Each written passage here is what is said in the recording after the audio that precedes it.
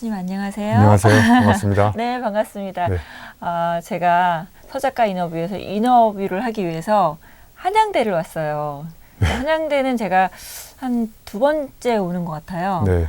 한 번은 제 건강 프로를 이제 많이 하다 보니까 네네. 한양대 병원에 계신 의사 선생님을 뵈러 왔었던 것 같고, 그리고 오늘 2번째예요. 네. 네. 저도 의사인데. 의사세요? 지식 산부인과 의사라고요. 우리 저 유영만 교수님이 이렇게 좀 언어의 유희로 또 유명하신 거 또 네. 다들 아실 거예요. 팬들도 워낙 많고 해서 교수님 인생 하반기를 또 잘 살려면 또 제일 중요한 게 제 생각에는 사람이 아닐까 싶어요. 맞습니다. 사람을 만나서 가장 통렬한 아픔을 경험하기도 하고요. 맞아. 또 가장 통쾌한 기쁨, 참을 수 없는 엄청난 그 즐거움이나 이런 것도 다 사람을 통해서 만나잖아요. 그러니까 사람이 아픔을 주기도 하고 기쁨을 주기도 하는 양면 거울이거든요. 그래서 우리가 살아가면서 인생 후반전으로 갈수록 가장 소중한 자산이 바로 인간관계라고 합니다. 그래서 내가 힘들고 어려울 때 예를 들면 새가 그 날아다니다가 자기 이제 새 둥지로 날아가 새끼들을 돌봐주듯이 둥지가 새한테는 안식처가 되는 거잖아요. 거미는 거미줄이 안식처가 되는 거고, 그럼 사람은 안식처가 뭐냐면 집도 있지만 관계입니다. 우정이라는 인간관계에 가서 이렇게 편안히 쉴 수 있거든요. 그러니까 내가 나이 들어서 힘들고 어려울 때 아무 때나 전화해도 무조건 이해타산 따지지 않고 나타나서 나한테 나의 이야기를 들어줄 수 있는 친구가 있다는 거는 인생을 정말 잘 사는 사람이라고 생각하고, 후반전으로 갈수록 저는 이제 인간관계 철학이 넓게 많은 사람을 사귀기보다는 속 깊은 인간관계, 정말 몇 사람 안 되지만 그 사람들과 만나서 인간관계를 맺을 때 저는 후반전이 행복해질 수 있다고 생각하는데, 그 인류학자 중에 던바라는 사람이 있어요. 수라는 게, 던바의 넘버라고 수라는 게 있는데요. 가장 크로즈 프렌드, 베리 크로즈 프렌드는 한 3명에서 5명 정도 된대요. 그러니까 이제 여기에 포함되는 게 주로 이제 친지, 가족들, 그죠? 자, 그 다음에 15명 정도, 뭐 예를 들면 크로즈 프렌드. 그럼 이 친구들은 이제 1년에 자주 연락하는 친구들. 예. 그리고 50명 내에는 이제 뭐 그냥 저냥 만나는 친구. 그리고 예를 들면 한 200명 정도는 뭐 파티에 초대할 수 있는 친구 정도. 그리고 500명은 명함 교환했는데 뭐 어디서 만났는지. 제가 오늘 서 작가님하고 명함을 교환했는데 이 여자가 누구야? 뭐 몇 년 기억이 안 나잖아요. 이게 어케인턴스, 이제 만났는데 기억이 안 나는 사람들. 스쳐 지나간 당구공처럼 스쳐 지나가가지고 만나지 않은 거죠. 그래서 스치면 인연이지만 스미면 연인이 됩니다. 여기서 이제 하나의 언어의 일을. 또 이렇게 이해했어? 감동받았어요. 우리 MZ세대가 감동받았다고 합니다. 네네. 네. 그래서 사람 관계가 사람한테는 가장 소중한 물론 자산으로 표현해서 죄송하지만 늙어서 나이 들어서 정말 우리가 행복해지는 가장 좋은 비결은 관계를 통해서 우리가 행복해지는 건데, 여러분 가만히 생각해 보면 인간관계를 줄이면 인간이 되거든요. 인간관계를 줄이면 인간이 됩니다. 관계를 떼내버리면 인간이 되잖아요. 네. 네. 그러면 인간은 누가 만드냐면요, 인간이 만나는 인간관계가 인간을 만들어요. 네? 네. 제가 원래 성격이 정말 착하고 온순했던 사람인데 이렇게 더러워진 이유는 제가 만나는 인간들이 더러운 인간을 많이 만나가지고 오늘 이렇게 더러워진 거예요. 네? 그러니까 저를 깨끗하게 만드는 방법은 이제 더러운 인간들하고 끊어버리고 이제 좋은 인간들을 만나면 관계가 인간을 만드는 겁니다. 네. 그러니까 인간관계가 더러우면 그 속에 있는 인간도 더러워집니다. 나 무슨 얘기인지 알 것 같아. 그러니까 인간은요, 독립적 공간에서 외롭게 혼자 자라는 사람이 아니에요. 봐보세요. 우리 서 작가님 지금까지 수많은 사람들 만나며 살았잖아요. 그쵸? 작가님이니까 이제 뭐 밥맛 없는 교수님도 많이 만나셨을 거고, 뭐 연락이 됐는데 또 원고 뭐 제대로 안 보내는 친구들부터 시작해가지고 뭐 다양한 분을 만나죠. 별의별. 이렇게 보자마자 밥맛이 없는 친구도 있고, 그죠? 저의 인간관계 철학은 밥맛이 없는 인간관계는 끊어버리고 밥맛이 있는 인간관계는 끊고.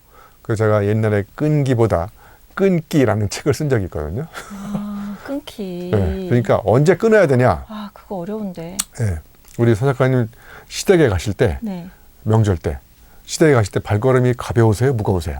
솔직히 고백하세요. 괜찮아요. 당연히 무겁죠. 무겁잖아요. 대부분이 시댁에 갈 때는 무겁잖아요. 정상이니까 저는. 친정에 갈 때는 너무 가볍죠. 가볍죠. 그러니까 스피노자라는 철학자가 음. 이렇게 얘기한 거예요. 에티카라는 책에서 나한테 기쁨을 주는 관계는 끈기 있게 발휘해서 만나라는 거예요. 나한테 아픔이나 슬픔을 주는 관계는 끊어버리라는 거예요. 시댁 가지 마요. 그래서 발걸음이 무거운 관계는 끊어버리고. 그러니까 가지 마요. 네, 네. 당장 끊어버리면 또 이제 당장 남편하고 끊으라고요? 싸움이 일어나니까 네, 서서히 끊어버리세요. 서서히. 그래서 저는 끊어야 될 첫 번째 사람을 어떤 사람이라고 생각하냐면 맥을 파악하지 못하는 사람. 눈치 없는 사람 같은 건가요? 그렇죠. 이게 쑥맥이라고 그러죠. 네. 맥을 잘 파악하는 걸 진맥이라고. 맥을 잘. 진다고. 네. 네. 그다음에 맥을 잘 못 파악하는 사람은 쑥맥이라고 그러죠. 네. 쑥맥은 뭐냐면 예를 들면 이런 거예요. 서로 만나서 얘기를 하는데 음. 다른 사람들 반응이 썰렁해. 네. 근데 이 사람은 그것도 눈치를 못 채고 계속 자기 이야기를 계속해. 예? 그거 분위기 파악을 딱 한 다음에 빨리 끊어야 되거든요. 예? 그치. 그런 사람 주변에 굉장히 많잖아요. 많아요. 또 쑥맥이 뭐냐면요. 네. 이런 거예요. 자기가 이 자리에 조연으로 참석을 하는 건데 지가 주연으로 행세를 하는 거야. 나대는구나. 예를 들면 제가 옛날에 강연을 갔는데 조찬 강연. 저한테 맡겨진 시간이 90분이에요. 제가 주연이야 예를 네, 들면. 네. 근데 찬조 출연해가지고 3분 스피치 하는 사람이 나타났어요. 그것도 국회의원이야. 국회의원이 3분 불길하다. 스피치를 하는데 불길하죠. 불길해, 국회의원. 몇 분 했는지 아세요? 설마 30분 했어요. 그분이 스피치를. 미쳤네. 그래서 7시 반부터 강의인데 8시부터 강의가 시작됐잖아요. 응? 그 사람 스피치 할 때 사람들 다 거의 얼굴이 다 맛이 가는 걸 그래요. 막 웅성웅성하고 그래도 그 맥을 못 파악하고 그냥 자기 이야기 계속 하고 있어요. 그래서 제가 이제 말해도 저도 끔찍하다. 화가 나서 네, 화난다. 30분을 잡아먹은 거잖아요. 제 너무 시간을. 화나셨겠어요. 그래서 어떻게 제가 참았어요, 그걸? 무대에 딱 올라가서 제가 이렇게 얘기했어요. 네. 궁금해. 이 세상에서 응. 가장 범법 행위가 뭔지 아십니까? 시간을 훔치는 시간 도둑이라고. 남의 시간을. 이런 친구들은 다 구속해야 된다고. 이렇게 얘기를 했는데 자기 이야기하고 그 국회의원은 집에 가버렸어요. 그래서 이때 이야기를 못 듣고 갔어요. 예?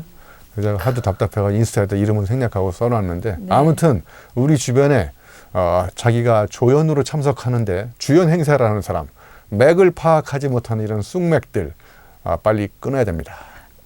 인생이 당만 얘기해 주면 안 돼요? 그분 누구 어느 당인지? 아이고 그러니까 분위기 파악을 잘 하는 것도 굉장히 인간관계에서 중요한 거예요. 그런 사람은 그냥 끊어야겠네요. 그렇죠. 끊어야 네, 됩니다. 네. 첫 번째 끊기 대상이에요. 네. 그래서 물건을 훔치면 범인이지만 마음을 훔치면 연인이 됩니다. 인간관계에서 마음을 훔쳐야지 그 마음을 훔치지 않고 자꾸 논리적으로 설명해가지고 자기 지루하게 의미를 머리에다가 꽂으면 의미가 머리에 꽂히는 걸 전문용어로 골 때린다고 그래요. 그리고 의미가 심장에 꽂히면 의미심장해지는 거예요. 빵 터졌는데 저기. 그리고 두 번째 제가 이렇게 네. 만나봤을 때 끊어야 될 사람, 그 남의 이야기를 잘 듣지 않고 자기 이야기 하는 사람이 있잖아요. 예를 들면 1시간 만났는데 거의 50분 이상을 혼자 얘기를 해. 그런 사람 있어. 정말 그 수많은 문 중에서 말문을 막아버려요. 말문을. 이 경마장에 말이 싫어하는 게 첫 번째, 말문을 막으면 말이 싫어해요. 두 번째, 경마장에 말이 싫어하는 게 말 꼬리 잡으면 또 말이 싫어하거든요. 얄밉잖아요, 말꼬리 네. 잡으면. 세 번째, 경마장에 말이 싫어하는 거는 이렇게 말 더듬으면 말이 싫어해요. 그래서 이해할 수 있지만, 네. 저는 이 세상에서 우리가 만나야 될 사람, 자기 주장을 하는 것도 필요하죠. 적극적으로. 그런데 상대방한테 말할 기회도 좀 주고 상대방이 이야기하는 걸 잘 들어줘야 되잖아요. 그래서 저는 이 세상에서 정말 만나고 싶은 사람들은 남의 이야기를 잘 들어주는 사람. 이 세상에 봐보세요. 친구가 많은 사람은요, 자기 주장을 강력하게 하는 사람도 있지만 남의 이야기를 적극적으로 이렇게 잘 들어주는 사람. 막 이렇게 추임새 놓고, 그렇구나, 힘들었구나. 그래, 그때는 어떻게 했냐, 뭐 이렇게 질문하면서 상대방으로 하여금 자꾸 말을 하게 하고 자기는 이렇게 들어주고. 그래서 그런 다음에 얘기를 잘 들어주고 네, 지갑을 여는 건 어때요? 그렇죠. 입은 닫고 지갑은 열어라 이런 그렇죠. 거 어떻게 생각하세요? 셧업 해야 되고 페이업. 네. 업 해야 될 게 몇 가지가 있어요. 셧업, 업, 입 닫아. 그다음에 페이업, 지갑을 늘리고 열고. 네? 그다음에 클린업, 옷 좀 깨끗하게 입고. 쇼업, 자꾸 다른 사람들 앞에서 이렇게 나타나서 뭔가 이렇게 박수 쳐주고 치어업 해주고 막 이런 업이 많아요. 네, 세븐업만 있는 게 아니라. 자, 아무튼 그래서 네네네. 말문을 막는 사람 만나지 마시고 남의 이야기를 잘 들어주는 사람. 여러분 귀를 기울여야 귀하게 대접받을 수 있어요. 여러분 당신이 귀하게 대접받으려면 간단합니다. 그냥 귀를 잘 기울여서 경청의 달인, 그러니까 입담의 달인이 친구가 아니라 경청의 달인. 예? 예. 그러니까 귀명창이라고 그러죠. 귀명창. 귀를 잘 기울여 가지고 상대방 이야기를 잘 들어준 이런 사람을 우리가 후반전에 만나면 행복하고 자기 주장하고 계속 그 자랑하고 이런 과시하고 이런 사람들. 예? 딱지색이에요. 네. 자랑하는 거. 여기 세 번째 이어서 얘기하면요. 자기 자랑하고 과시하고 옛날 이야기하는 사람이 있잖아요. 예? 라떼는 만나면 미래가 없어. 그냥 다 과거 이야기. 제가 정말 가기 싫은 모임이 어딘지 아세요? 오비 모임. 옛날 직장 제가 30년 전에 삼성에 30년 안 됐구나. 그럼 30년 됐네. 90년대쯤 됐으니까. 저 삼성에 근무했었거든요. 거기 오비 모임이 있는데 거기 가면 30년 얘기를 계속해요. 그래서 한 번 나가고 끊어버렸어요. 그래서 주로 노래는 다 이선희 노래 중에 옛날이야 이런 노래만 계속 부르고 그리고 자랑질을 너무 많이 해요. 자기 과시 자랑질. 아니 그거 자랑하지 말라는 게 아니라 적당히 하면 사람들이 박수 쳐주는데 시종일관 자기 자랑하고 과시하고 옛날에 내가 이랬는데 지금 뭐야. 꼰대는요. 꼰대가 뭔지 아시죠? 꼰대. 네. 입력은 고장났는데 출력만 살아있어. 꼰대가. 그러니까 이미 출력이 입력이 30년 전에 끊겼어. 그래서 30년 전의 이야기를 아직도 계속 출력으로 내보내. 그러면 그런 사람 만나봐야 배울 게 없잖아요.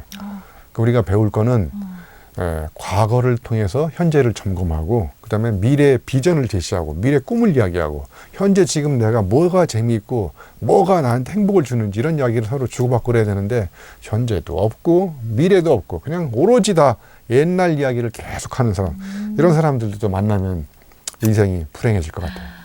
저 너무 공감해요. 네. 네. 그리고 이제 또 한 사람은요. 궁금해요. 마지막인가요? 네. 네. 잘못한 원인을 나한테서 찾지 않고 항상 바깥에서 찾아. 네? 탓하는 사람. 그렇죠. 자책보다 질책을 많이 해. 그러니까 뭐가 문제가 발생하면 이거 내가 뭔가 잘못했구나. 그래서 나부터 점검을 하지 않고 문제가 터지면 일단 사람을 불러. 그리고 야단을 쳐. 네? 그래서 이제 이게 메타포로요. 비유법으로 이런 말을 합니다. 창문하고 거울이 있어요.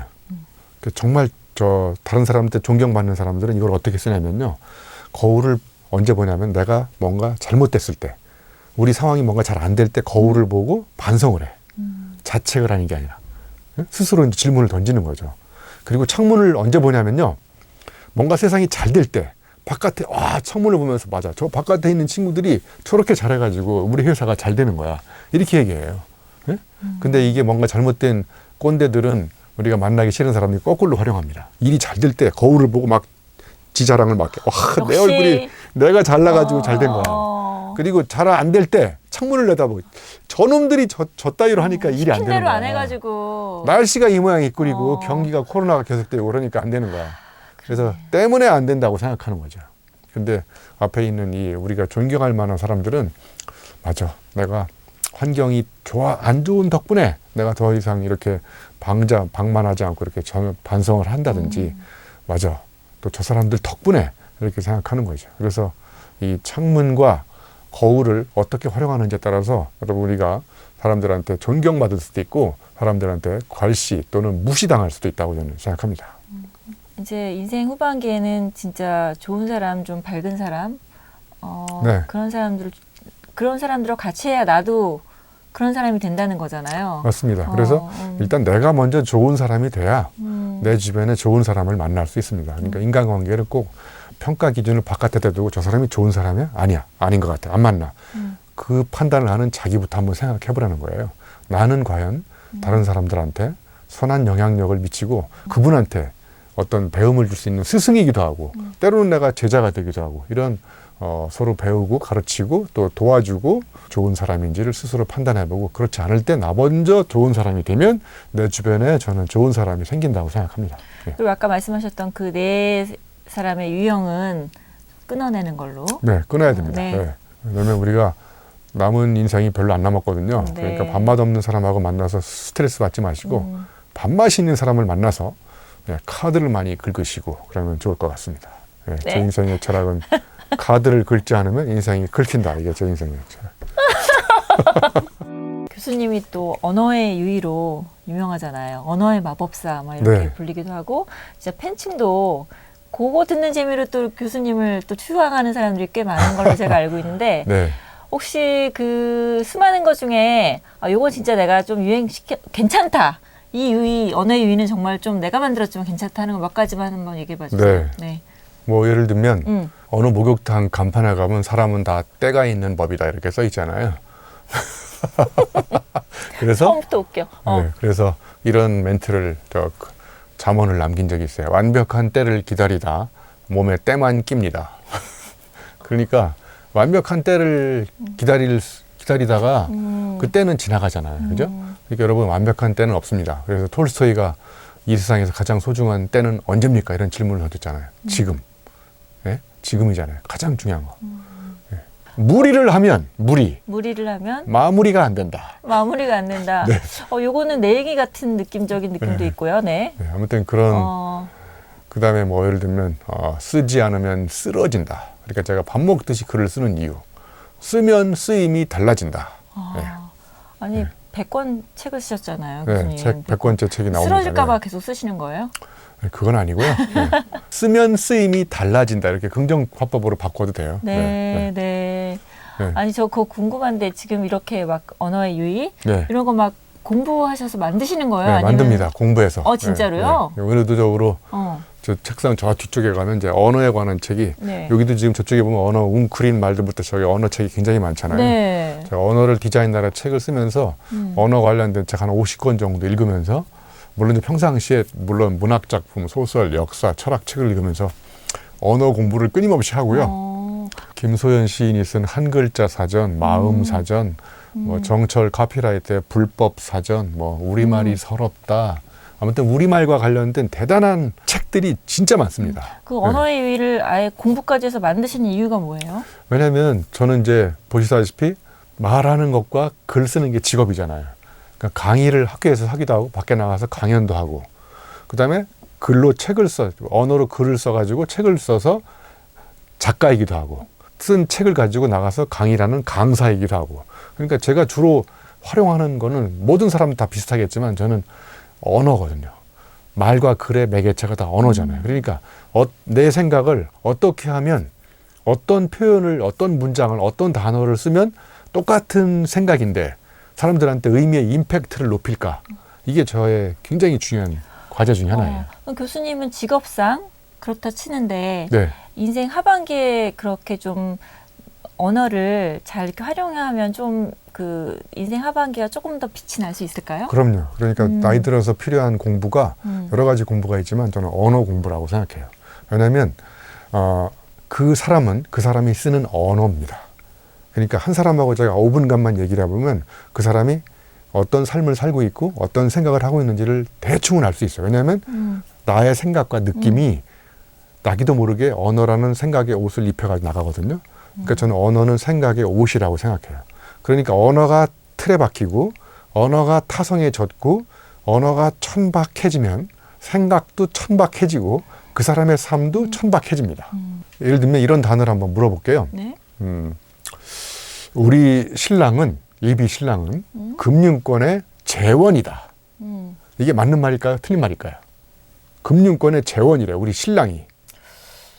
그거는 맞다 틀리다를 떠나서 네. 정말 좀 반말 여기서- 없는 말인데요. 네, 여기서 키워드가 뭐냐면 재원입니다. 재원. 예, 재원을 한자로 찾아보면 재산 제자에 뭐 원료 원자 이런 것도 있지만 네. 그런 것도 있지만 그 인재의 제자에다가 계집 여자가 붙어 있는 원자가 들어 있어요. 재원. 그러니까 네. 재원은 누구한테 쓰느냐면 전문성이 뛰어난 여자 인재한테만 쓰는 언어입니다.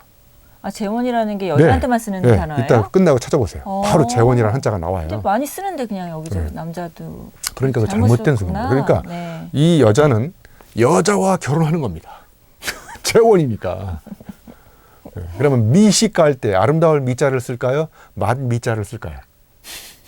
오늘 서 작가님 다 뽀록나네. 굉장히 아름다움일 것 같은데요. 네, 아름다울 미자입니다. 네. 만미자를 쓰지 않아요. 그러니까 이렇게 우리가 언어 공부를 하지 않으면 이걸 이제 나이가 들수록 점점점 피가 부족하면 뭐라고 그래요? 피가 부족하면 빈혈. 빈혈이죠. 네. 언어가 부족한 거를 비너증이라고 합니다. 비너증이라는 게 있어요? 예, 있어요. 실제로? 빈어증. 예. 오. 그러니까 언어가 부족해서 생기는 네. 현상을 빈어증이라고 하는데 문제는 빈혈 증세가 오면 느낍니까 못 느낍니까? 느끼죠. 느끼죠. 그러면 빈어증이다 느낍니까 못 느낍니까? 상대방은 느끼지 않을까요? 상대방 말하는 본인은 듣는 모르지. 본인을 모른다는 네, 본인이 본인 모르지. 예, 그러니까 이게 심각한 겁니다. 네. 우리가 지금 아주 심각한 빈어증에 걸려 있습니다. 예, 이걸 제가 간단히 예를 들면 이런 거예요. 어느 회사가 뭘 잘못해가지고 고객들한테 심심한 사과를 드립니다 그랬더니 MZ세대 한 친구가 왜 사과를 심심하게 하냐고. 회사가 유선상으로 사과를 드렸다고 그랬더니 자기는 유선상이라는 사람을 만난 적이 없다는 거예요. 어떻게 할 거야? 이게 대화가 안 되네. 대화가 안 돼. 이런 언어는 우리나라 언어의 되는데. 특징이고요. 네. 한자어가 우리나라의 7, 80%가 넘거든요. 네. 그래서 빈어증의 상당 부분은 한자어를 모르기 때문에 빈어증에 걸리는 건데 아무튼 중년 이후에 언어 공부를 꾸준히 하지 않으면 왜 그러냐면요. 또 하나 예를 들어볼게요. 자, 전문 용어 중에 앙스트블리테라는 단어가 있어요. 혹시 들어보셨어요? 못 들어봤어요. 못 들어보셨죠? 그게 뭐냐면요. 전나무가 평상시 꽃을 별로 안 피워. 정상적인 상황에서는. 전나무가 이제 환경이 열악하다. 위기가 왔을 때 얘가 평상시에 수백 배의 꽃을 피워가지고 씨앗을 사방에 퍼뜨리고 장렬히 전사하는 것을 생물학적 용어로 앙스트블리테라고 그래요. 이걸 해석하면 앙스트는 불안감, 블리테는 꽃이에요. 그러니까 불안감이 피워낸 꽃이 앙스트블리테인 거예요. 생명체는 언제 꽃을 피우냐면요. 내가 불안할 때. 평상시에는 별로 안 피우다가 와 내가 이대로 죽으면 안 돼. 그러니까 모든 생명체는 내 삶의 위기가 왔을 때 내 씨앗을 종족을 남기고 죽어야 되겠구나. 이런 생명 본능 욕구가 있다는 거예요. 그래서 베토벤도 청력을 거의 상실한다는 앙스트 불안감이 오니까 그때부터 이제 막 대작을 쓰기 시작한 맞아요. 거예요. 니체도 제가 니체 한번 빠져가지고 니체는 나체다 책을 썼거든요. 나오자마자 19금 도서에 걸려가지고 큰일 날 뻔했지만 아무튼 니체도 한 10년 동안 극심한 편두통에 걸려가지고 그냥 그때 막 이제 내가 이대로 죽으면 안 돼. 그러니까 여기서 얻을 수 있는 취사점은 뭐냐면요. 사람은 정상적인 상황에서는 정상적으로 머리를 씁니다. 그런데 사태가 발생하고 위기 상황이 발생했을 때 이때부터 이전과 다른 방법으로 머리를 쓰기 시작합니다. 그러니까 창작은 언제 생기느냐. 불안하고 정상적이지 않은 상황일 때 이 난국을 돌파하기 위해서 이전과 다른 방법으로 머리를 쓰기 시작합니다. 이게 바로 앙스트블리테가 갖고 있는 위대한 뜻입니다. 자, 그러니까 이게 무슨 이야기냐면 내가 모르는 단어가 있어요. 그러면 그 단어가 품고 있는 세계를 모르는 겁니다. 그렇죠. 거꾸로 얘기하면 한 단어를 알면 그 단어가 품고 있는 세계를 알게 되는 거예요. 아, 그러니까 언어를 공부할수록 새로운 단어를 알면 그 새로운 단어가 품고 있는 세계를 알게 되는 거예요. 그러니까 이전과 다르게 세상이 보이기 시작합니다. 그럼 뭐 단어 공부를 해요? 그렇죠. 끊임없이 어휘력 공부를 해야 되는 가장 좋은 지름길은 독서입니다. 책을 읽는 겁니다. 책 안에 어마어마한 어휘들이 넘쳐납니다. 제가 한번 우리 소 작가님이 얼마나 개념이 없는 인간인지 간단히 테스트 해볼게요. 안 돼, 안 돼. 네? 아주 쉬운 단어예요. 네. 방망이와 몽둥이는 어떤 차이가 있을까요? 방망이는 네, 지금 개념이 없으시잖아요. 지금. 방망이는 이럴 줄 태어날 알았어. 때부터 네. 목적과 용도가 정해져 있어요. 네. 방망이, 아. 빨래 방망이, 빨래할 때 그치, 쓰잖아요. 내가 그래서 이렇게 한 건데. 야구 방망이는 야구할 아. 때 쓰고. 몽둥이 그냥 아무거나 다 되는구나. 그렇죠. 몽둥이는 정해져 있지가 않아요. 이거 엄마 이것도 몽둥이 되고. 서 작가님 애들 팔 때 이것도 이걸로 뭐 아, 이거 물병이지만 이게 몽둥이가 될 수 몽둥이잖아요. 있죠. 이게 볼펜이지만 이것도 몽둥이가 될 수가 있는 거고. 그러니까 몽둥이는 일상의 모든 게 다 될 수가 네. 있어요. 이게 방망이와 몽둥이의 치명적 차이예요. 근데 사람들이 이걸 모르고 대충 쓰잖아요. 그러니까 생각이 언어를 대충 쓰니까 생각이 대충인 거예요. 예? 그래서 우리 몸에 사는 가장 큰 해충 이름이 대충이에요. 자, 그러면 두 번째. 병마개와 병뚜껑은 어떤 차이가 있을까요?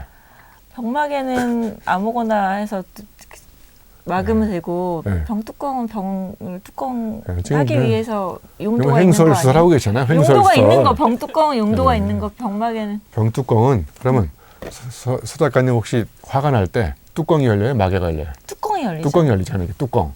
근데 뚜껑은 겉표면만 둘러싸 이런 게 뚜껑. 네. 와인처럼 코르크 안으로 들어가 있는 그게 이게 병마개예요? 병마개. 아. 마개는 잡아 뽑는 거고 네. 뚜껑은 돌렸다는 거예요. 아, 아, 여기 와서 그런 저기 단어 공부를 하게 될 줄이야. 테스트를 보게 될 줄이야. 자, 그러면 이제 네. 어차피 개념이 없는 인간으로 없는 판명이 됐기 때문에 이제 마지막에 약간 난이도가 높은 거. 아, 네. 자, 여러분 엉덩이와 궁둥이는 어떤 차이가 있을까요? 엉덩이는 사람이고 궁둥이는 동물인가? 아니에요. 여러분이 의자에 앉았을 때 의자하고 내 살이 닿는 그 접촉 부위, 네. 의자와 닿는 부위를 이걸 궁둥이라고 그래요. 그러니까 이게 깊이 앉으면 많이 닿으니까 어쨌든 의자와 닿는 부위를 궁둥이라고 합니다. 의자에 안 닿는 허리부터 허벅지 중간까지 나머지 안 닿는 부위를 요걸 엉덩이라고 하는 거예요. 그러면 주사는 엉덩이에 맞을까요? 궁둥이에 맞을까요? 주사. 엉덩이. 그건 아무데나 맞아도 돼요. 그거는 그런 거 뭐 그런 걸 고민하고 있어요. 간호사가 놓는 데는 맞는 거지. 아 거기가 아니고 궁둥이가. 계속 틀리네요. 어떻게든 틀리네요, 저 오늘. 네. 그래서 이런 언어는요, 제가 꾸며낸 이야기가 아니고 우리말의 특징입니다. 이런 미묘한 뉘앙스의 차이를 아주 적확하게 구분하셔야 여러분의 사유도 대충이 아니라 이렇게 구분이 잘 되는 겁니다. 근데 이런 단어 같은 것도 중요하지만 책에서 보고 이런 것도 중요한데 이제 나이 들수록 진짜 그 사람이 하는 말을 보면 그 사람이 어떻게 살아왔는지도 알 수 있고 네. 그렇잖아요. 되게 좀 격이 떨어진다 뭐 이런 경우들도 되게 많이 보거든요. 맞습니다. 그러니까 그것도 되게 중요할 것 같아. 네, 언어. 언격이 인격을 결정합니다. 언격이 인격을 결정한다. 네, 사례를 하나 들어볼게요. 네. 자, 레스토랑에 갔는데 네. 웨이터가 이제 와인을 따르다가 잘못해가지고 손님 옷에 따라 흘렸어. 네. 그럼 손님이 폭발하는 거지. 야, 내가 지금 어제 빨아갖고 이 옷인데 너는 이게 비싼 건데. 비싼 건데 너 네. 매니저 나오라 그래. 어. 너 해고시킬 거야. 이런 사람이 있고 있죠. 한 사람은 뜻밖의 반응을 보입니다. 웨이터님, 제가 오늘 샤워를 안 하고 나온 걸 어떻게 아시고 제 옷에다가 와인을 따르셨냐고. 제가 센스 만점이네. 집에 네. 가서 끝나고 가서 샤워하고 옷 좀 싹 갈아입고 가겠습니다. 그러면 웨이터는 어떨까요? 너무 거의 기절초풍의 감동을 하겠죠. 감동의 도가니죠. 감동의 진짜. 도가니 탕인 네, 거죠. 네. 이걸 이제 전문 용어로 웨이터 법칙이라고 합니다. 그런 법칙 있어요, 진짜? 웨이터 법칙. 아, 진짜로 네, 있는 거예요? 있어요. 왠지 교수님이 얘기하면 다 만든 것 같아요. 아니요. 웨이터 법칙이라고 있어요. 뭐냐면 자기보다 조금 힘든 위치에서 일하는 사람들 있잖아요. 네. 웨이터, 뭐 청소 미화원, 네. 경비원 네. 이런 사람들한테 함부로 대하는 사람하고는 비즈니스를 하지 말라.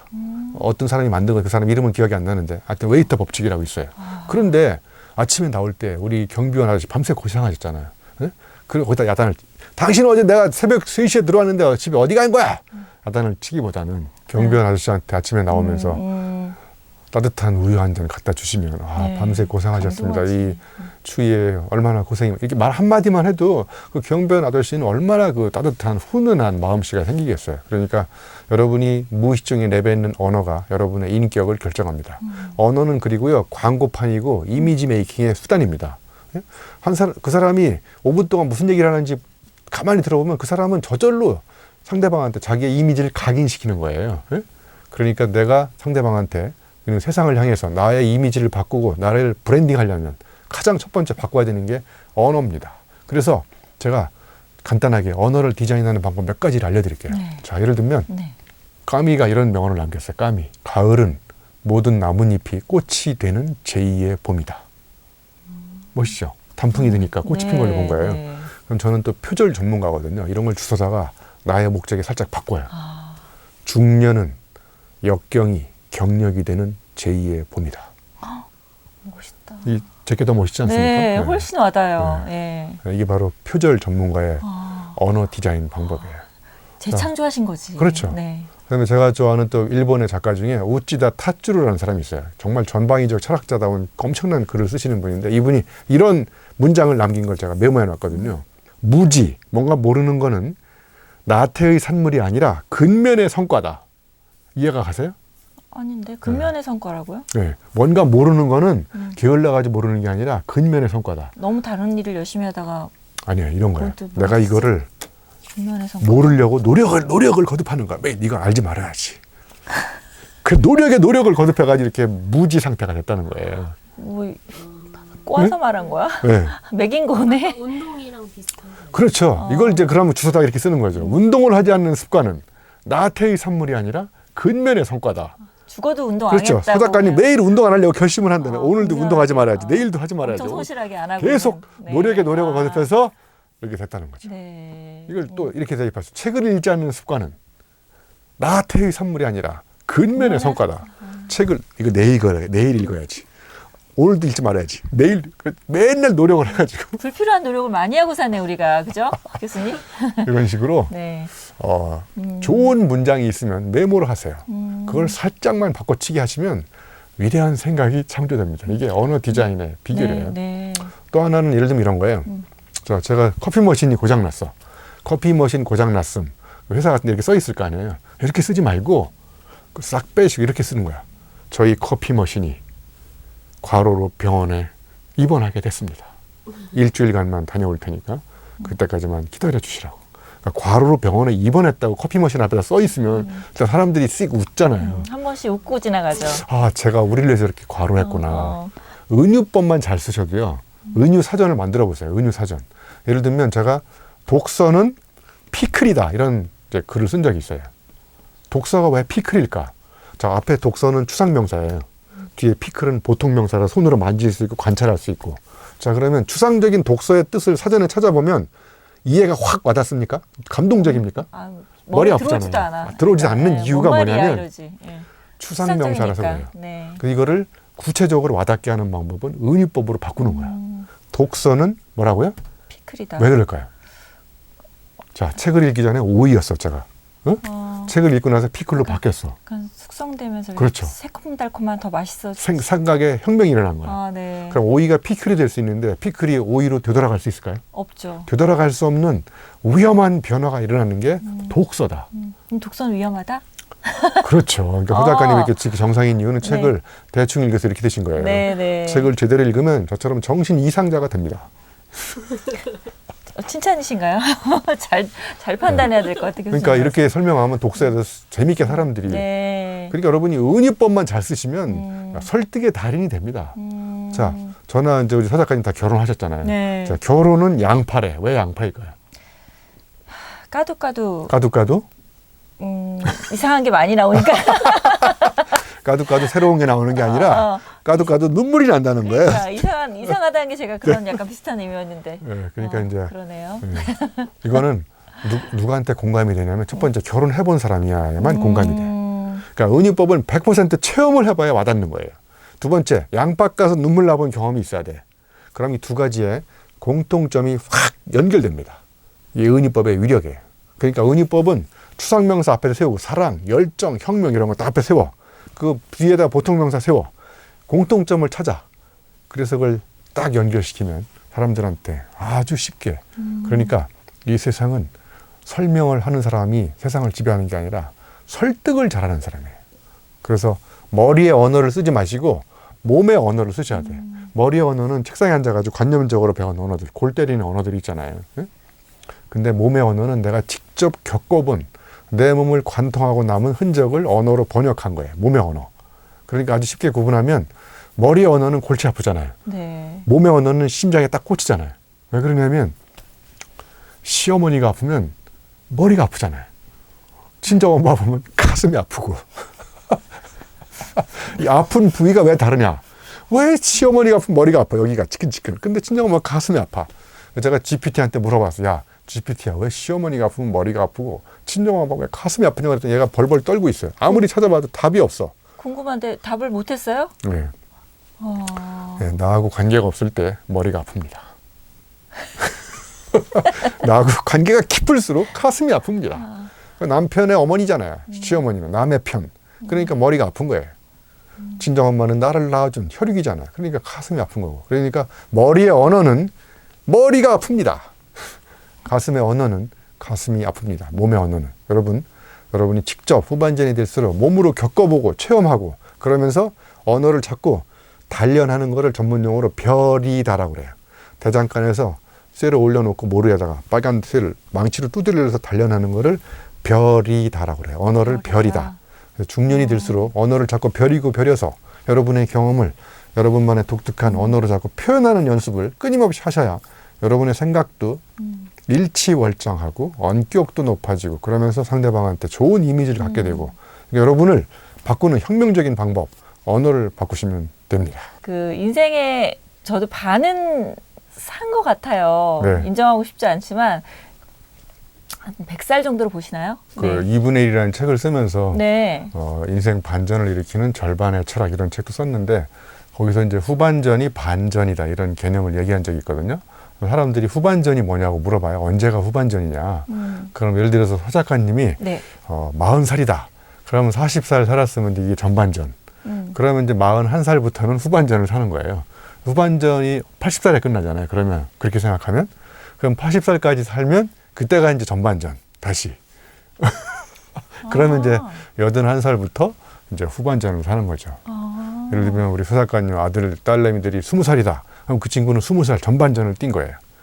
자, 그러면 이제 21살부터는 후반전을 뛰면 40살이 되잖아요. 그럼 40살부터는 다시 또 이제 후반전. 그러면 이제 80살. 이런 식으로 해서 전반전, 후반전은 제가 보기에 뭐 건강 100세, 50세가 전반전, 51살이 후반전 이렇게 생각하지 말고 자기가 이제까지 살아온 삶이 전반전.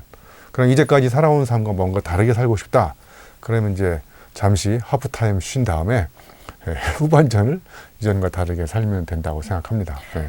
지금까지 뭐 나름 그래도 열심히 산다고 살았지만 뭐 좀 되돌리고 싶은 경우도 많고 네. 근데 그거는 어떻게 할 수가 없잖아요. 맞습니다. 그러니까 지금 그러니까 2분의 1이라고 생각하고 나머지 내일부터 좀 더 행복하게 네. 의미 있게 네. 또 재미있게 네. 잘 살기 위한 성공적으로 살기 위한 방법들을 네.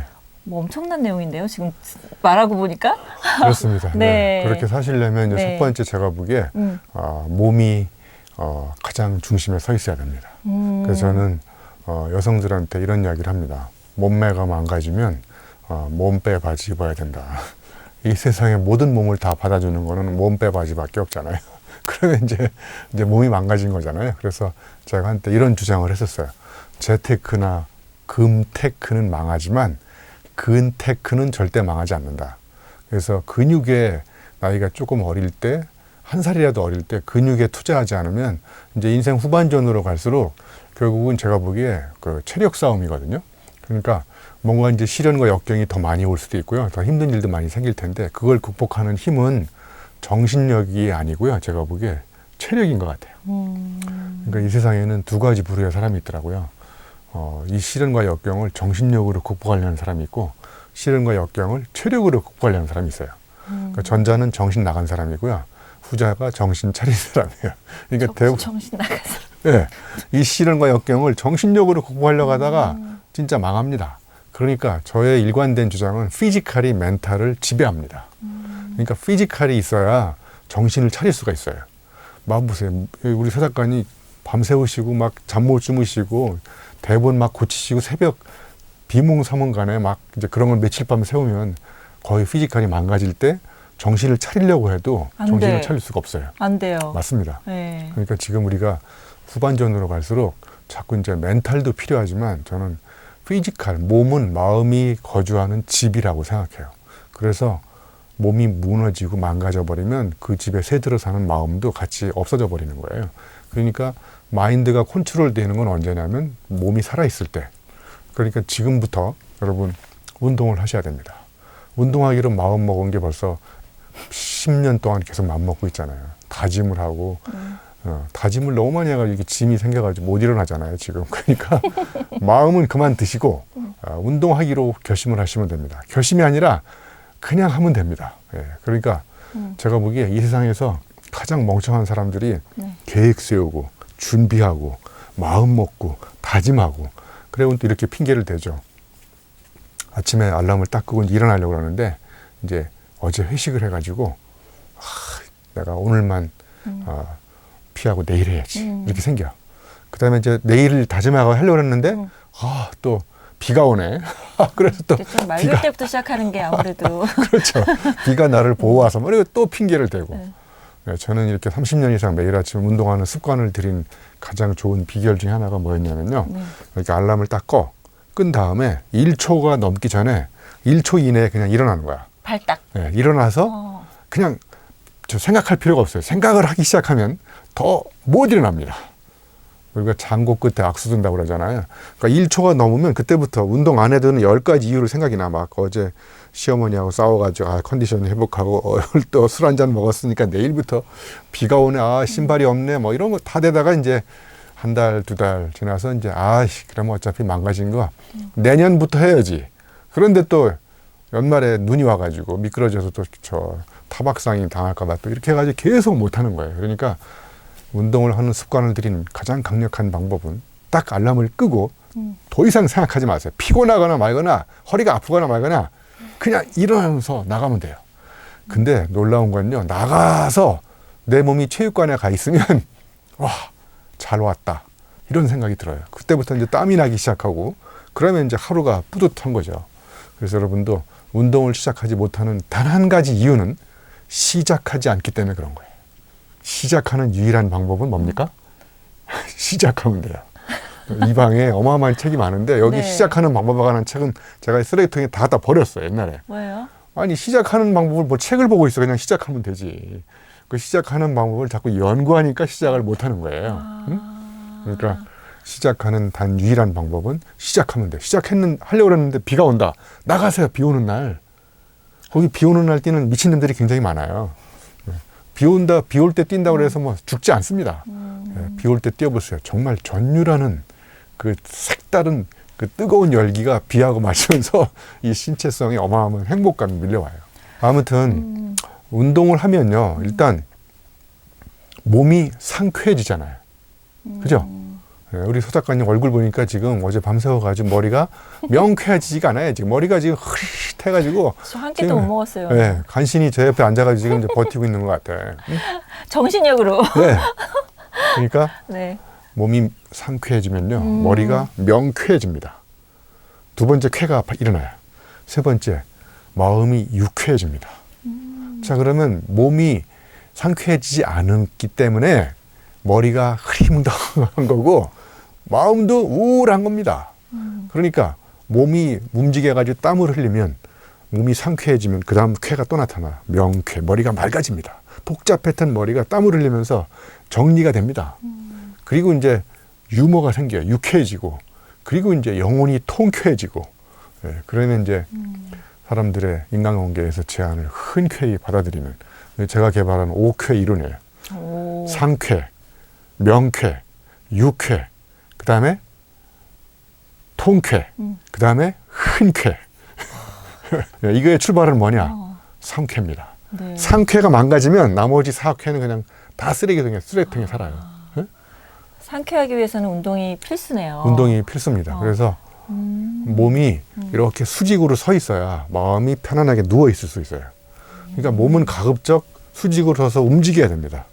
여러분이 몸을 세워서 움직인 만큼 여러분 마음이 편안하게 쉴 수가 있는 거고 생각도 복잡했던 것들이 이렇게 땀을 흘리면서 바깥으로 땀들이 이렇게 배출이 되면서 오염들이 그런 게 배출되면서 이제 몸이 명쾌해지고 그래서 이제 여러분이 뭔가 힘들고 그런 의사결정 상황에서도 흔들리지 않고 중심을 딱 잡고 신체성이 중심을 잡아 있을 때 여러분의 의사결정을 주도 면밀하게 흔들리지 않고 조급하지 않고 그리고 지성의 폐활량을 발휘해가지고 이제 집중해서 중대 결정을 하면 그게 올바른 결정이 될 수 있는데 그러면 네.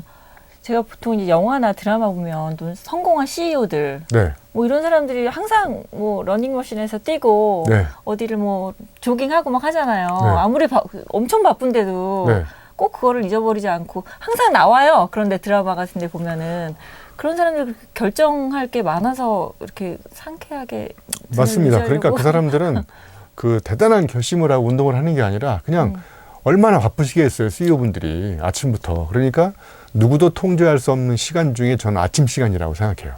아침 새벽 5시 반에 저한테 미팅하자는 사람 거의 없잖아요. 아침 5시 반에 저녁 먹고 술 먹자는 사람 없고 그러니까 그 시간에 일어나가지고 그 시간은 오로지 내가 나를 통제할 수 있는 시간은 저는 아침 시간일수록 좋다는 거예요. 물론 이제 이것도 사람마다 저녁 시간을 통제할 수 있다 그러면 저녁에 하시면 되는 거고 그러니까 사람마다 자기가 생각해서 자기가 통제할 수 있는 시간에 아주 습관적으로 반복해서 운동을 해서 그리고 이제 결심하지 않아 내 몸이 자연스럽게 체육관으로 가게 되면 여러분의 후반전은 이제 행복해질 수 있다고 생각해요. 그래서 저는 이 몸이 세상을 지배하는 중심에 딱 서 있을 때 몸이 부실해지면 인생도 부도가 납니다. 그러니까 인생에 부도가 나는 이유는 몸이 부실하기 때문에 그런 거예요. 우리가 꿈의 목적지까지 가는데 네. 이게 머리로 가나요? 내 몸을 움직여서 목적지까지, 꿈의 목적지까지 몸으로 가나요? 몸으로 가죠. 몸으로 가죠. 네. 그러니까 몸이 부실하다. 네. 그러면 꿈을 백날 꿔봤자 못 가는 거잖아요. 그러니까 그게 다 개꿈이 되는 거예요. 몽상, 환상, 뭐 개꿈. 허상, 뭐 이런 거 다. 그러니까 꿈은 몸으로 꾸는 겁니다. 몸으로 두 눈을 부릅뜨고 우리 서 작가님 꿈을 주로 밤에 꾸시죠. 네. 그러니까 그게 다 개꿈이 되는 거예요. 밤에 꾸니까 낮에 두 눈을 부릅뜨고 몸으로 꿈을 꿔야 네. 몸이 그러네요. 꿈의 목적지까지 데려가는데 네. 몸은 부실하고 앉아 있고 네. 머리에 생각만 계속 그러니까 이제 그게 다 망상, 몽상이 되는 거죠. 네. 그러면 제가 이제 건강하게 이제 매일 운동을 시작하고 꿈을 향해서 달려가려면 이제 매일 아침에 네. 이게 저녁에 하려고 하다 보면 뭔가 항상 생기더라고요. 그러니까요. 진짜 저도 네, 필라테스 같은 거 꼭 끊어놨는데 약속이 많이 생기잖아요. 네. 그러니까 이거보다는 이게 더 중요한 것 같으니까 또 이걸 하게 되면 또 이거 한 번 안 가게 되면 계속 안 가요. 네. 그러니까 자꾸 이제 핑계, 합리화. 인간은 굉장히 비합리적 동물이거든요. 합리적 동물이 아닙니다. 비합리적이에요. 배가 부른데도 계속 먹으려고 그러고, 그죠? 운동이 좋은데, 굉장히 좋은데도 계속 안 하고 핑계대고, 그죠? 그러니까 그러다가 이제 날 새고, 뭐 이제 몸이 망가져서 저 수술실에 들어갔을 때 그때 이제 뒤늦게 깨달으면 이미 그때는 이제 소용이 없는 거죠.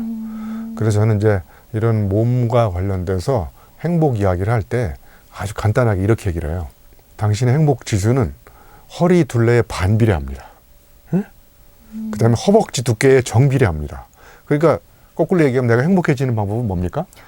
허리 둘레 줄이면 돼요.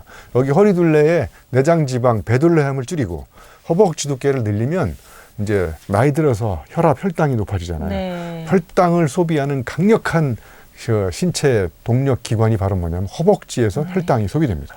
저희 네. 가끔 건강 프로 제가 자주 하다 보니까 출연자들 나와서 허벅지 둘레 재고 막 이러거든요. 종아리 둘레 재는 거를 네. 그 이제 핑거링 테스트라고 하는데 네. 이렇게 종아리를 딱 잡아서 이렇게 손으로 딱 잡으면 이건 정상. 남아 돌면 비정상. 그다음에 종아리를 다 못 잡으면 이 정도 남아 돌면 이건 지극히 표준 이상의 종아리를 갖고 있는 거죠. 네? 나머지 네. 2분의 1을 건강하게 사는 방법. 그게 가장 중요하다. 모든 게 되려면 건강이 돼야 된다. 네. 그러니까 추상적으로 생각하지 마시고 네. 허리 둘레 줄이시려면 유산소 운동을 하셔야 돼요. 유산소 운동. 뛰어서 그 심폐 기능을 강화시키고 그러면은 이제 지방이 태워집니다. 그리고 허벅지 두께를 늘리려면 유산소 운동 백날 해봐야 늘지 않습니다. 하체 운동을 해야 되거든요. 하체 운동의 가장 강력한 건 스쿼트입니다. 스쿼트. 그거 너무 무리해서 무게 들지 마시고 내 몸뚱아리로 몸무게로 하루에 10번만 하세요. 그럼 그 다음날 11번. 그러면 하나씩만 늘려나가면 한 달에 30번 할 수 있어요. 그러면 그 다음부터 또 31개 하시고 그래서 스쿼트를 하루에 맨몸으로 100개씩만 100일 하시면 여러분의 몸에 혁명이 일어납니다.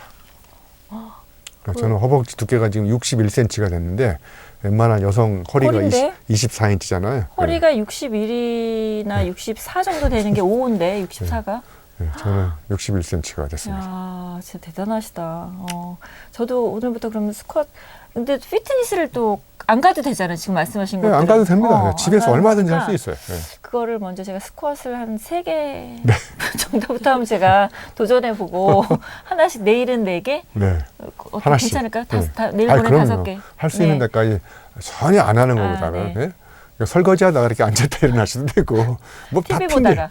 다 핑계예요. 시간이 없다는 거는. 제가 한 10개쯤 됐을 때 제가 교수님께 인증샷을 보내주세요. 인증샷이든 문자를 꼭 해서 제가 보고하도록 하겠습니다. 네. 저도 요즘 좀 빠져있는 게 챗 GPT 쓰는 법? 네. 유튜브 틀어놓고 막 진짜 공부 열심히 하고 있거든요. 제가 네, 한번 해봤더니 뭐 신세계예요. 신세계고. 네, 그래서 약간 네. 와, 이거 이렇게 되면 또 이 세상이 어떻게 금방 엄청나게 네, 변할 네. 것 같다는 생각이 막 쓰면 쓸수록 들잖아요. 네. 인생 하반기를 살면서 특히 지금 저희 서 작가 인터뷰 시청자분들이 보통 중년이 많으시거든요. 40대 네. 이후. 근데 그런 분들은 사실 그게 스트레스일 수도 있어요. 맞아요. 왠지 그걸 다 알아야 될 것 같은데 네. 그걸 또 공부하기는 좀 그렇고 저야 일을 하는 사람이고 이제 작가다 보니까 네, 글쓰기에 대한 게 이제 필요할 수도 있으니까 어쩔 수 없이 한다 치는데 꼭 그걸 알아야 되는지 알아야 되느냐 몰라야 되느냐에 대한 이분법적 답을 하기보다는 네. 알면 자기 생활에 효율적으로 활용할 수 있는 다양한 진짜 써본 사람들은 와 이렇게 그 내가 하는 일을 쉽게 할 수 있는 길일 수 있겠구나. 그러니까 이제 어떤 기준선까지 올라가는데 얘가 많은 데이터를 정리해주고 뭐 영어도 가르쳐주고 그죠? 맞춤법도 고쳐주고 연설문도 써주고 뭐 광고 카피도 만들어주고 자 그래서 이제 이런 것들을 활용한 걸 기반으로 나의 생각을 거기다 덧붙이고 더 수정하고 보완하고 나의 철학을 심으면 남들보다 더 빠른 속도로 더 성과 높은 일을 해낼 수 있는 가장 강력한 툴이 저는 이 챗 GPT라고 생각해요. 그래서 여러분이 전혀 안 쓰셔도 여러분의 삶에 진짜 별 지장은 없을 수 있지만 쓰면 여러분의 삶은 훨씬 더 지금보다 윤택해질 수 있다고 생각해요. 네. 근데 이렇게 인공지능 시대에는 뭐 직업도 많이 바뀐다고 하잖아요. 네. 돈하고도 직결되는 거고 직업이라는 맞습니다. 거는. 네. 그래서 예를 들면 이제 인공지능이 점점 등장하면서 없어질 직업이 많다고 하잖아요. 구체적으로 한번 생각해 보기 전에 제가 이런 예를 들어볼게요. 우리 직업 중에 원으로 끝나는 직업이 있어요. 원. 네. 뭐가 있을까요? 원. 은행원, 회사원, 뭐 미화원, 뭐 아무튼 이런 공무원 네. 엄청 많죠. 그다음에 이제 가로 끝나는 직업이 있어요. 작가, 또 예술가, 뭐 혁신가, 기업가, 화가 어마어마하게 많죠. 미술가, 인간의 창작 능력, 상상력. 인공지능은 가장 치명적인 문제가 뭐냐면요. 문제의식이 없습니다. 자, 예를 들어서 야, 이거 하는데 이런 편지 하나 써줘. 그러면 걔는 편지를 씁니다. 그런데 내가 직접 상대방을 생각하면서 그 사람의 마음을 헤아리면서 이 직접 글을 쓰는 거하고 애도의 편지를 쓰는 거하고 인공지능한테 야, 이런 사람이 이렇게 해가지고 애도의 편지 하나 써줘. 그러면 인공지능이 순식간에 써갖고 오잖아요. 그 시간에 내가 그거 갖다 그냥 줘버리는 경우하고 그 다음에 내가 그 사람과 평상시에 만났던 추억, 경험 이런 걸 생각하면서 한 글자 한 글자 쓰는 거하고 그 결과물은 어떤 차이가 있을까요? 영혼이 있고 없고의 차이가 그렇죠. 같아. 결과적으로 봤을 때는 별 차이가 없지만 그 과정 속에 투입된 한 인간의 감정이입 이거는 인공지능이 쉽게 따라잡을 수 없습니다.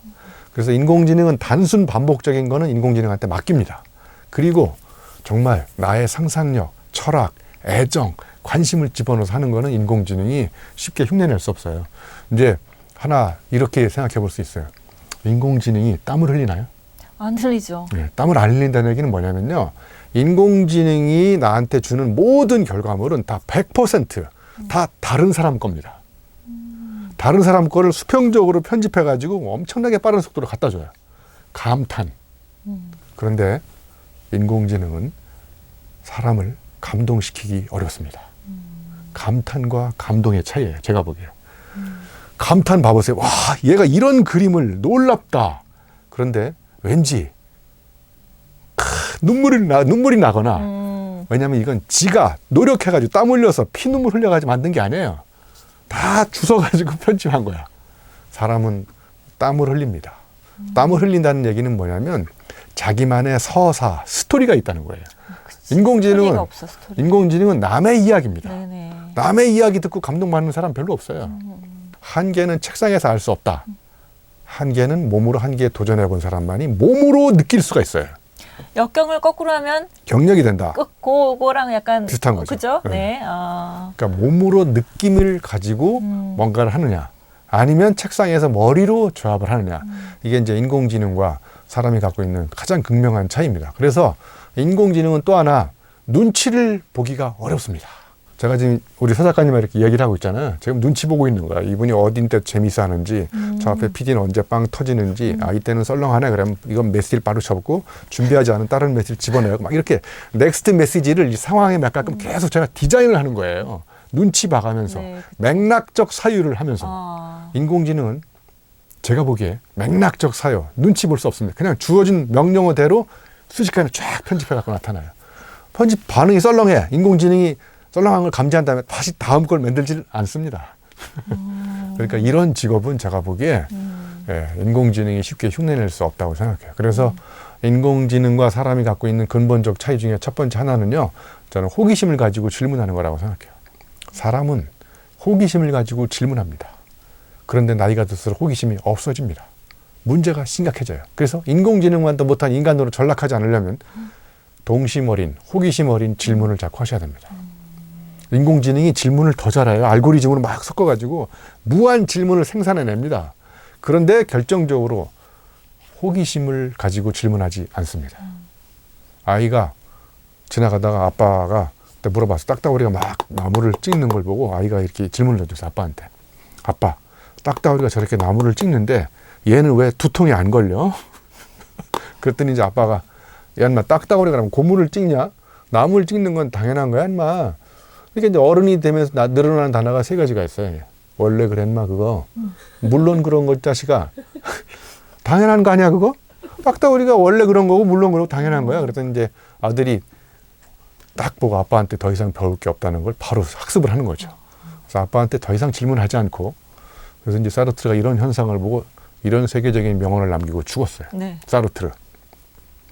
창의적인 대가 10명 중에서 아버지를 일찍 여인 사람이 10명 중에 5명이야. 그래서 아버지가 아들한테 해줄 수 있는 유일한 선물은 일찍 죽어주는 것이다. 그러니까 어른이 될수록 호기심이 없어지니까. 네? 그리고 한 가지만 더 얘기하면요. 인공지능은 머리로 생각하는 건 사람을 능가했습니다. 논리적 사유. 가슴으로 타자의 아픔을 사랑하는 거는 인공지능이 아직 제가 보기에 인간을 능가할 수 없다고 생각해요. 하나 예를 들어 볼게요. 제가 고등학교 때 용접을 했었거든요. 수도공고 다니면서. 용접을 하면서 소주를 이렇게 병으로 마셨어요. 진짜로. 그래서 지금은 소주를 못 마십니다. 네. 어렸을 때 많이 마셔가지고 소주 알러지가 생겨서. 어머. 이런 사업들 이런 것도 제가 병으로 그냥 네. 소주를 병으로 마셨거든요. 다행히 지금 소맥은 잘 마십니다. 다행이네요. 네. 교수님. 네. 그러면 이제 서 작가님하고 저하고 삼겹살 구워 먹으면서 네. 서 작가님은 소주를 잘 드시고 네. 저는 옆에서 이렇게 물만 먹고 있어. 소주를 못 마셔. 별론데 그럼. 그러면 서 작가님 기분이 어떠세요? 기분이 좋으세요? 저도 안 먹을 기분이 별로 안 좋죠. 안 좋고, 재미가 없잖아요. 재미가 없고 마음이 아프시잖아요. 네네. 가슴이. 자, 여기서 중요한 포인트입니다. 타자의 아픔을 가슴으로 사랑하는 능력. 이게 인공지능이 쉽게 흉내낼 수 없습니다. 인공지능은 머리로 계산합니다. 이해타산을 따져. 사람은 이해타산을 따졌는데 손해가 됨에도 불구하고 타자의 아픔이 포착되면 몸을 던져서 그 아픔을 치유하려고 합니다. 자, 그럼 서 작가님은 지금부터 이런 이제 상상력을 발휘하는 거죠. 아, 교수님이 소주를 액체로 못 마시는구나. 그러면 교수님을 소주를 마시게 하는 방법은 없을까? 밤잠을 안 자고 이제 막 그 아이디어를 내는 거예요. 맞아. 좋은 아이디어가 떠올랐다. 아, 교수님이 액체 상태로 못 마시니까 기체 상태로 코로 흡입하게 가습기를 하나 개발해서 이 기체 상태로 소주가 이렇게 코로 들어가게. 그래서 소주 가습기를 개발하게 된 거예요. 이걸 틀어놓고 주무시면 그 이튿날 출근이 불가능한. 응? 그러니까 범죄인데 이 정도면. 네. 네. 그러니까 소주 가습기를 개발하는 거는 머리 좋은 사람이 개발하지 않고 소주를 못 마시는 사람들, 아픔을 사랑하는 사람이 밤잠을 설치고 소주 가습기를 개발합니다. 예를 들면 이런 소주 액체 시장만 있다고 생각하는데 기체 시장이 있다는 놀라운 아이디어는 어디서 나오느냐? 머리 좋은 사람이 내지 않습니다. 소주를 너무 사랑하는 사랑하는 마음에서. 사람은? 네. 네. 꼭 소주여야 돼. 저 같으면 교수님 오늘 와인을 한잔 하시죠. 네. 이렇게 하면 될 것을 굳이 이렇게 소주 네. 기체까지 만들 필요가 있을까 싶긴 한데. 그럼 하나만 더 얘기해 볼게요. 네. 거실 청소하기 좋으세요? 힘드세요? 힘들죠. 네. 이게 청소하기 귀찮은 여성들의 아픔을 가슴으로 사랑하는 사람이 세계 최초의 혁신적인 청소를 기계를 개발했어요. 이 아이들이 이렇게 겨다니잖아요. 겨다닐 때 여기다 걸레를 까는 거예요. 이렇게 손이 여기 다 걸레야. 네. 이게 겨다니면 이제 거실이 청소가 돼. 그래서 50평에다 아이 2명만 풀어놓으면 이게 거실이 바로 청소가 돼. 이런 이미지 그림이 있어요, 인터넷에. 진짜요? 제가 그걸 보고 야, 저거 재밌는 아이디어다. 진짜 웃기다. 제가 강의할 때 이걸 보여줘. 그래서 이거를 누가 만들었을까? 아, 거실 청소하기 귀찮은 여성들의 아픔을 가슴으로 사랑한 사람이. 이게 전기도 안 들어가. 무동력 기계. 그래서 이렇게 이런 식으로 우리가 생각을 하면 저는 인공지능이 흉내낼 수 없는 인간의 고유한 능력, 타자의 아픔을 사랑하는 능력, 사자성어로 얘기하면 측은지심이고요. 역지사지입니다. 이때 인간은 숭고한 미덕을 발휘하면서 세상에 혁명을 일으킬 수 있다고 생각합니다. 우리 지금 좀 중년 이후의 분들이 이걸 들으면서도 나는 그거 그래도 챗GPT든 뭐든 인공지능 이런 거 나는 잘 모르겠고 별로 알고 싶지도 않은데 이런 분들도 괜찮을까요? 네, 알고 싶지 않으면 네. 여러분 디지털이라는 게 디지터스에서 나왔거든요. 디지터스. 그게 손가락이라는 뜻이래요. 손가락. 아, 네. 여러분 하루 종일 손가락을 움직이는 시간이 많으세요? 손발을 움직이는 시간이 많으세요? 손발을 움직이는 시간이 많지 않나요? 네, 대부분 손가락을 더 많이 움직여요. 아, 손가락. 계속 이걸로 뭘 까보고 그러네. 계속 하루에 이거 맞다. 스마트폰 보는데 어마어마하게 많이 보고 있잖아요. 네. 그러니까 손가락을 움직이면서 세상과 접촉하지 않고 인터넷과 접속합니다. 디지털 접속. 네.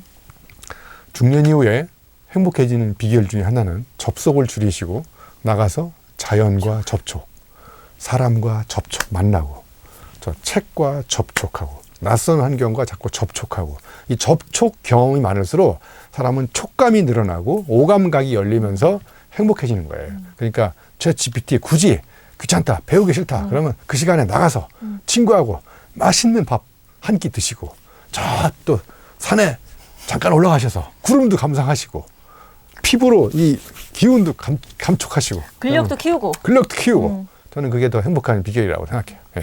네. 좋은 말씀 너무 감사했습니다. 네. 지금 어떻게 접촉 한번 하고 끝낼까요? 네, 악수 한번. 네. 감사합니다.